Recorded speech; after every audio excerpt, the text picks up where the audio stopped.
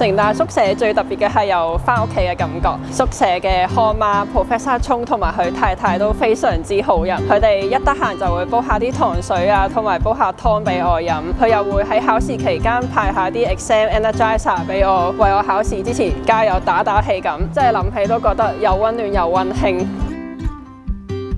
3個形容詞：住得舒服、活得開心，同埋生活充實。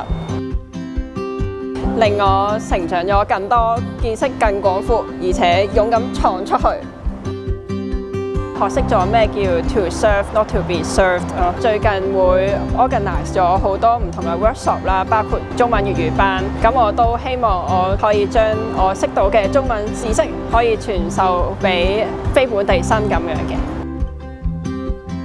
我覺得如果大學4年冇住過宿舍嘅話，真係會覺得好可惜咯。宿舍唔單止可以令你學習點樣去照顧自己啦，同埋都學識點樣去獨立啦。